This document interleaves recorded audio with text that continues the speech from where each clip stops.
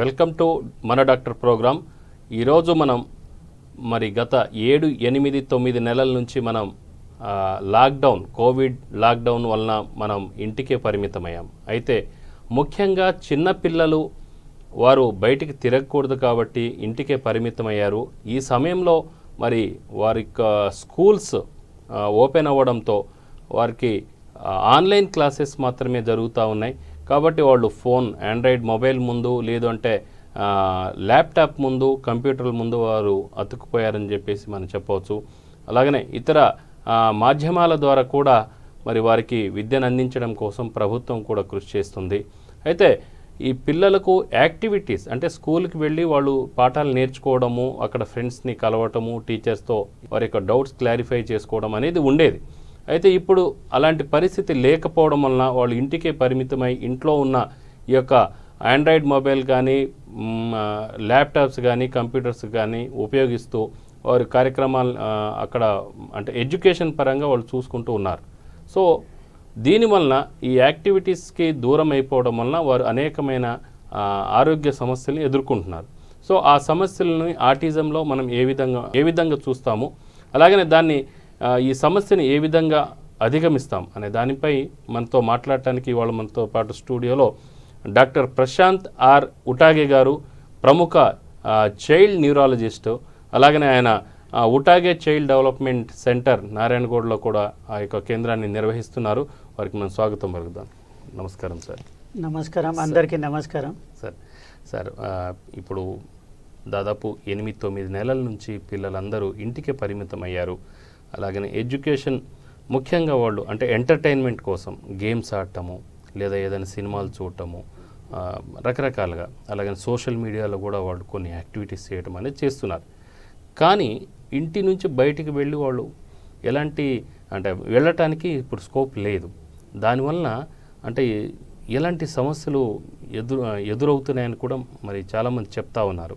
So ఇది ఆటిజంలో దీన్ని ఏమంటారు, ఆటిజం అంటే ఏంటి అసలు, అలాగనే ఏఎస్డి అంటే ఏంటి? ఓకే, మీరు రైట్లీ చెప్పారు. ఇది లాక్డౌన్ పోస్ట్ కోవిడ్ తోటే ఏమైంది అంటే లాక్డౌన్ ఈవెన్ పిల్లలకి బయటలో వెళ్ళడానికి కష్టం, ఆడుకోవడానికి ప్లేయింగ్ యాక్టివిటీ చాలా తక్కువ అయింది. అండ్ ఇది ఆల్ 4 వాల్స్ లోపల చూడాలి అంటే మార్నింగ్ స్కూల్ ఉంటుంది, అదే కూడా దే విల్ యూజ్ అదే గ్యాజెట్ యూజ్ అవుతుంది, mainly mobile, TV or tab. ఆతోటే ఏమవుతుంది, ఆయన ఎనర్జీ బర్స్ట్ అవ్వాలి ప్లేయింగ్ తర్వాత. సపోజ్ ఆయన 2 hours ఆన్లైన్ క్లాస్ చేశారు, తర్వాత ఆడుకుంటున్నారు అంటే ఆయన ఎనర్జీ బర్స్ట్ అవుతుంది. సో ఎనర్జీ ఖర్చు అయింది అంటే ఆయన హైపర్ యాక్టివిటీ. ఇప్పుడు ఏమవుతుంది, అదే స్కూల్ బంద్ ఉన్న తోటే లాక్డౌన్ తోటే ఇంట్లో ఉన్నారు, even parents are getting frustrated or hyperactivity develop అవుతుంది. సో పిల్లలకి బిహేవియరల్ డిజార్డర్స్, ఆతోటి ఎక్కువ మొబైల్ యూస్, టీవీ యూస్ తోటి ఆయన అలవాటు అవుతుంది.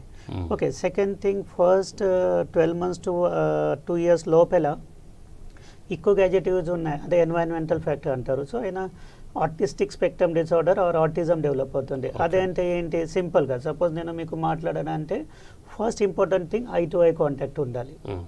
ఓకే, అదే ఏమంటున్నారు, సోషల్ కమ్యూనికేషన్ అండ్ స్పీచ్ అంటే డెవలప్ అవ్వాలి. సో ఫస్ట్ నేను మీకు మాట్లాడాలంటే ఐ టు ఐ కాంటాక్ట్ ఇవ్వాలి. సెకండ్ అయితే నేను ఏం మాట్లాడితే మీకు అర్థం వచ్చి మీరు రెస్పాండ్ చేస్తారు, బాడీ లాంగ్వేజ్ ఉన్నారు.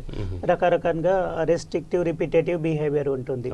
రెస్ట్రిక్టివ్ రిపిటేటివ్ బిహేవియర్ ఏంటి అంటే సపోజ్ ఇది ప్లేయింగ్ తోటే సపోజ్ బ్యాట్ ఆడుకుంటున్నారు ఆర్ నార్మల్, ఈ పిల్లలకి అదే రాదు. సో ఆయన హ్యాండ్ క్లాపింగ్ మూమెంట్ ఉంటుంది, ఎక్కడైనా వెళ్ళి ఓన్లీ ఫ్యాన్కి చూస్తారు, ఆర్ ఇది రాకింగ్ చైర్లో ఇలా చేస్తారు. సో ఈ రకరకాలుగా డెవలప్మెంట్ ఉంటుంది. So autism or artistic spectrum disorder అంటే it is the social communication disorder and restrictive repetitive behaviours ఉంటుంది. అండ్ మెయిన్లీ ఇది ఆడుకోవడానికి లేదు, ఎన్వైరన్మెంటల్ ఫ్యాక్టర్తో ల్యాకింగ్ ఉన్నతోటే ఇది డెవలప్ ఉంటుంది. సో పేరెంట్స్కి ఇది మొబైల్ యూజ్ చేయవచ్చు కానీ. సో సార్, ఇప్పుడు మళ్ళీ ఆటిజం ఈ లక్షణాలు అసలు ఏంటి, అలాగనే ఇది ఏ వయసులో? సో యూజువలీ ఏజ్ అంటే ఏజ్ ప్రకారం అయితే as I said know first 2 years brain డెవలప్మెంట్కి చాలా ఇంపార్టెంట్. సో ఆమె పుట్టినప్పుడు చూస్తే ముందు అయితే మొత్తం జాయింట్ ఫ్యామిలీ, ఇంట్లో మినిమం 10 to 15 members ఉంటుంది. ఇప్పుడు ఏమైంది, న్యూక్లియర్ ఫ్యామిలీ తోటే only mummy like mother father ఉంటుంది, ఒక baby or 2 babies. Father like వర్క్కి వెళ్తే ఇంట్లో మమ్మీ. ఆయనకి ఏం పని చేయాలి అంటే ఆబ్వియస్లీ మమ్మీ విల్ థింక్ ఆయన ఇది రైమ్స్ చూపిస్తే ఒక ఇది ఏబిసిడి చూపిస్తే ఆయన నేర్చుకుంటున్నారు. కానీ ఆయనకి ఏమవుతుంది, అలవాటు అవుతుంది, ఆ హ్యాబిట్ అవుతుంది. సో ఆయన స్పీచ్ ఏరియా డెవలప్ అవ్వట్లేదు, only listening area only in ఉంటుంది. అవుట్ అంటే ఎలా మాట్లాడాలి, మమ్మీ నాకు అదే రైస్ ఇవ్వండి, చాక్లెట్ అవసరం ఉంటుంది, చాక్లెట్ ఇవ్వండి అంటే చెప్పడానికి రాదు. కానీ సేమ్ పిల్లలకి మీరు అడిగితే లోన్లీనెస్ న్యూక్లియర్ ఫ్యామిలీ, చిన్న కుటుంబంతో అండ్ అందరు పేరెంట్స్ బిజీ ఉంటారు తోటే పిల్లలకి టేక్ కేర్ చేయడానికి ఎవరు లేదు. ఇంటరాక్షన్ ఎక్కువ ఉండాలి ఫస్ట్ 2 yearsకి. బ్రెయిన్ స్టిమ్యులేషన్ అంటారు, మాట్లాడడానికి అండర్స్టాండింగ్ అవడానికి ఉండట్లేదు. అంటే పూర్వం ఉమ్మడి కుటుంబాలు అంటే జాయింట్ ఫ్యామిలీస్ ఉన్నాయి కాబట్టి ఆ రోజుల్లో కొంతమంది పనికి వెళ్ళిపోయినా మరి కొంతమంది ఇంట్లో ఉంటారు కాబట్టి వాటితో ఇంటరాక్ట్ అవుతూ ఉంటారు. దానివల్ల బెనిఫిట్ ఉందని. సో అదే గ్రాండ్ పేరెంట్స్ ఉన్నాయంటే చాలా బెనిఫిట్స్, విచ్ ఈస్ ల్యాకింగ్ ఇప్పుడు మెట్రో సిటీలో, స్పెషల్లీ హైదరాబాద్లో అదే ల్యాకింగ్. సో లక్షణాలు ఏంటి అంటే సపోజ్ ఆయనకి ఏం కావాలంటే ఆయన అడగట్లేదు, suppose I to eye contact ఉండట్లేదు, ప్లేయింగ్ ఆయనతోటే ఉంటుంది. సెకండ్ థింగ్, మీరు ఆయనకి అడిగితే ఆయన రైమ్స్ చెప్తారు, ఏబిసిడి చెప్తారు, అన్నీ చెప్తారు, కలర్స్ చెప్తారు. కానీ మీరు అడిగితే నీ పేరేంటి అంటే ఆయన సేమ్ క్వశ్చన్ రిపీట్ చేస్తారు. ఆయన ఏం చెప్పాలి, సపోజ్ నాకు అడిగితే నీ పేరేంటి అంటే నేను డాక్టర్ ప్రశాంత్ అని చెప్పాలి, ఆయన చెప్పట్లేదు, he will repeat the same thing. నీ పేరేంటి అంటే ఓకే నీ పేరేంటి. సో ఆయనకి ఆ రిప్లై ఆ పరిస్థితులు ఇవ్వాలి, అదే రాదు. సో ఆ రిప్లై ఇమీడియట్ ఇవ్వాలి, అదే రాదు, సేమ్ క్వశ్చనే రిపీట్ చేస్తారు. సో పేరెంట్ కన్ఫ్యూజన్లో ఉంటుంది, నా బేబీకి స్పీచ్ ఉన్నాయా లేదా. ఎందుకంటే ఆ అమ్మాయికి చెప్తే ఆయన రైమ్స్ మంచిగా చెప్తారు, ఏబిసిడి చెప్తారు, కలర్స్ చెప్తారు. కానీ మమ్మీ నాకు అన్నం ఇవ్వండి చెప్పట్లేదు, తీసుకొని వెళ్ళి చూపిస్తుంది. సో ఈ లక్షణాలకి పిలుస్తే పలకట్లేదు, ఓకే చిన్న ఇక్కడ రా చిన్న ఇక్కడ రా అంటే పలకట్లేదు. కానీ ఆయన ఇష్టం ఉన్నాయా సౌండ్ అంటే ఎక్కడ ఉన్నాయని ఏ రూమ్లో ఉన్నాయా సడన్ వస్తుంది. So hearing sensitivity only gadget సౌండ్కి ఉంటుంది, ఆ టీవీ సౌండ్కి ఉంటుంది. సో ఆ కన్ఫ్యూజన్ ఉంటుంది, హియరింగ్ ఉన్నాయా లేదా. హియరింగ్ ఉంటుంది కానీ పిలుస్తే పలకడు, ప్లేయింగ్ ఆయన ఓన్ తోటే ఉంటుంది, వేరే పిల్లలకి మింగలం చేయడానికి అవ్వట్లేదు. సపోజ్ మీ ఫ్రెండ్ హౌస్లో వెళ్తే అక్కడ పిల్లలకి ఉన్నాయంటే మిక్సప్ చేయడానికి రాదు, ఆయన ఓన్ ఒక టాయ్ తీసుకొని ప్లేయింగ్ చేస్తారు. సెకండ్ థింగ్, ఆయన హైపర్ యాక్టివిటీ ఇంకా కోమాబిడిటీ లక్షణాలు ఉంటుంది, ఒక్కటి దగ్గర సరిగా కూర్చోవట్లేదు, కంటిన్యూస్ తిరుగుతూనే ఉంటారు. మొబైల్ ఇస్తేనే ఓకే ఒకటి దగ్గర. సో అదే ఒకటే లక్షణం. థర్డ్ అయితే ఇన్అటెన్షన్, అంటే చెప్తే కూడా వినట్లేదు, అదే ఒకటి దగ్గర అటెన్షన్ ఉండట్లేదు. ఒక ప్రకారం ఉంటుంది, ఇది టాయ్స్ ఇలా ఉండాలి అంటే ఇలా ఒక ప్రకారం ఉంటుంది, రోలో పెట్టినారు. ఎవరు డిస్టర్బ్ చేశారంటే టెంపర్ టాంట్రమ్స్, అంటే కోపం ఎక్కువ ఉంటుంది. దెన్ సపోజ్ ఆయనకి కటింగ్ చేయడానికి చాలా కష్టం, చాలా విపరీతంగా ఉంటుంది. ఒక సౌండ్ సపోజ్ ఆయనకి రొటీన్ ఉండాలి, లేపాలి, సపోజ్ ఇక్కడ నుంచి బయటలో వెళ్ళాలి, బేకరీకి వెళ్ళి ఒక పఫ్ తీసుకోవాలి, తర్వాత ఇంట్లో రావాలి.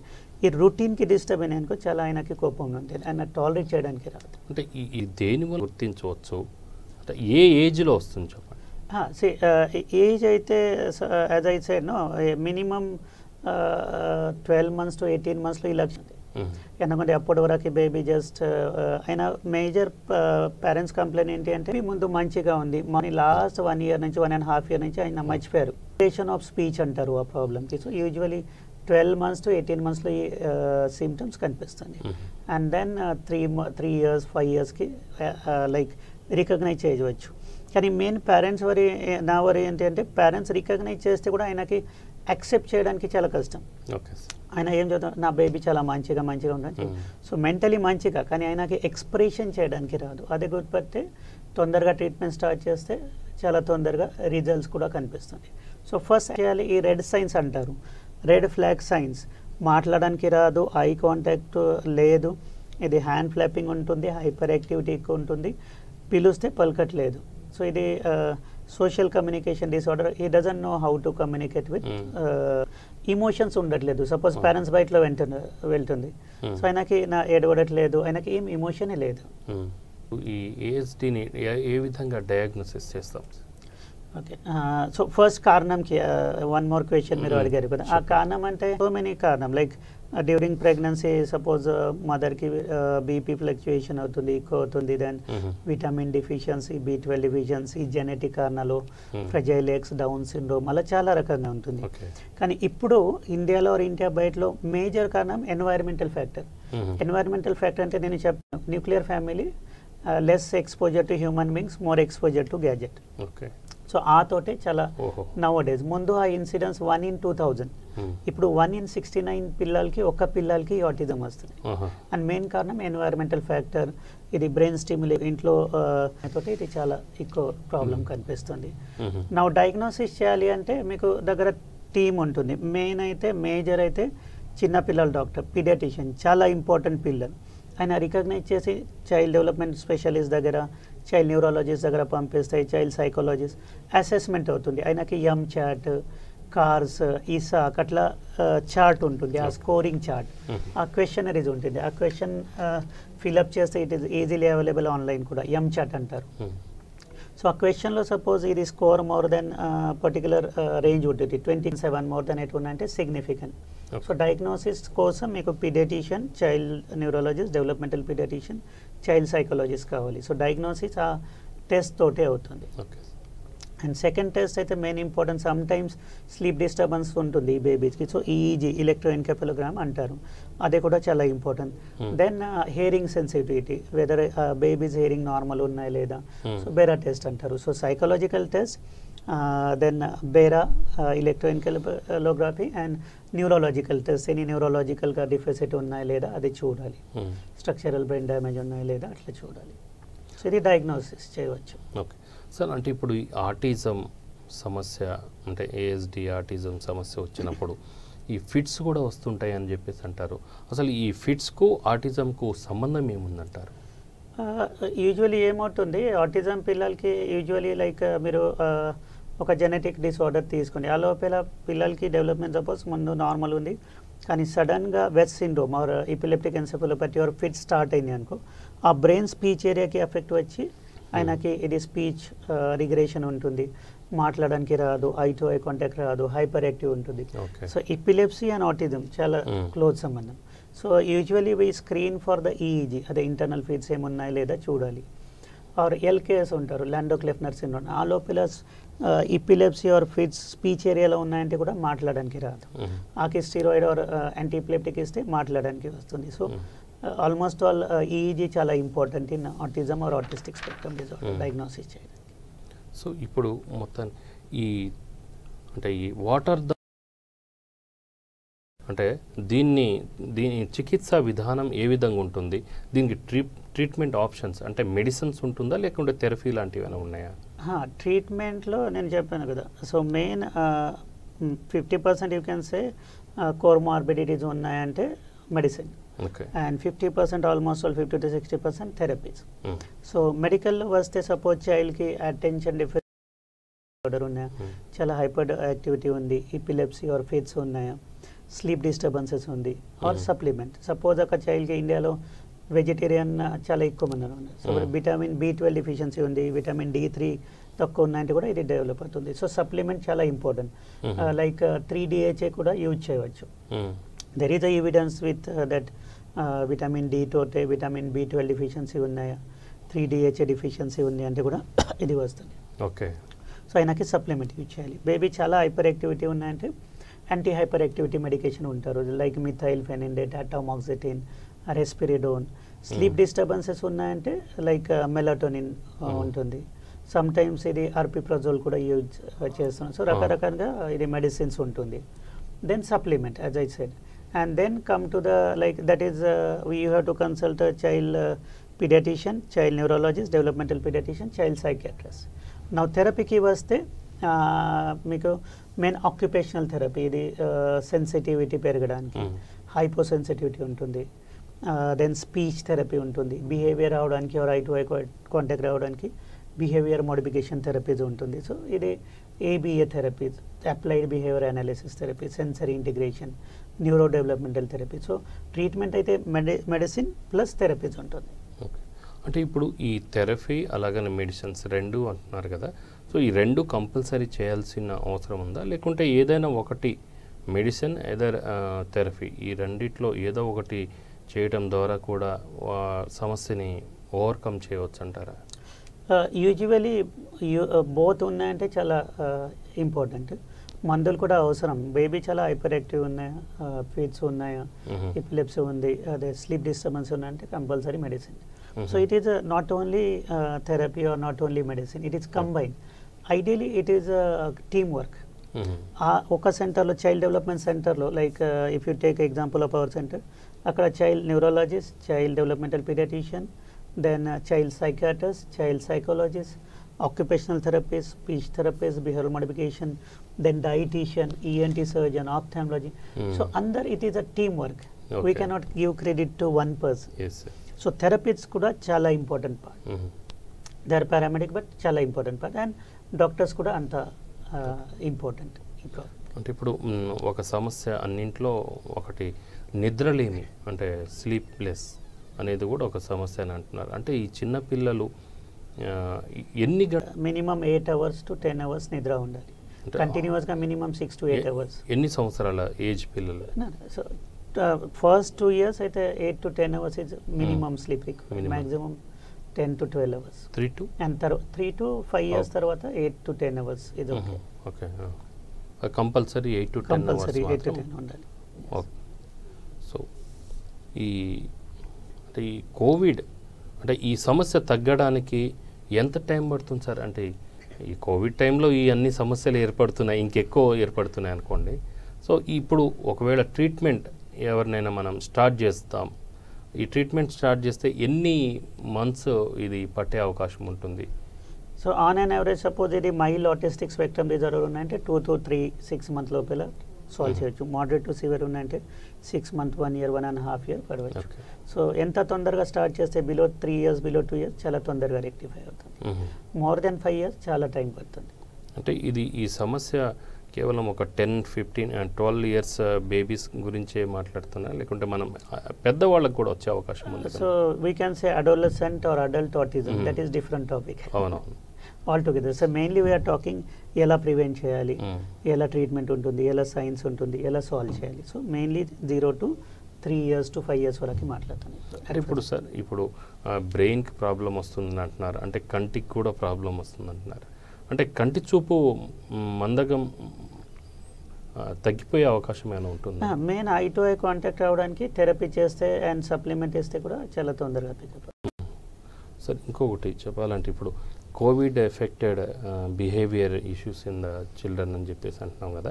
సో కోవిడ్ వలన పిల్లల్లో ప్రవర్తనలు ఎలాంటి మార్పులు వచ్చాయి ఇప్పుడు, ఎస్పెషల్లీ ఈ 7-8 months గురించి మనం మాట్లాడదాం.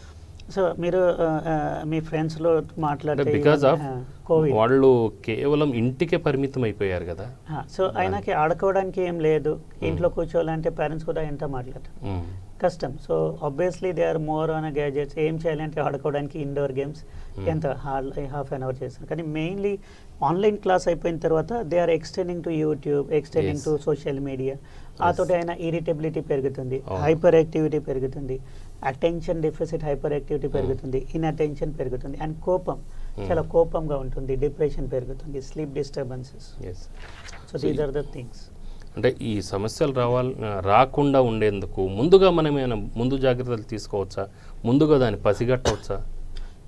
సో సపోజ్ మీరు తొందరగా ఐడెంటిఫై చేశారు ఆర్ ప్రివెంట్ చేయాలి అంటే gadget use, even WHO guide line release చేశారు.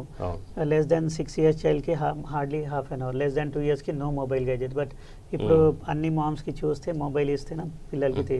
So try to avoid the gadget, try to interact with more. Even ఫాదర్స్కి అడ్వైజ్ ఏంటంటే ఇంట్లో వస్తే మీ పని అన్ని పక్కన పెట్టి చైల్డ్ తోటి ఇంటరాక్షన్ చేయాలి.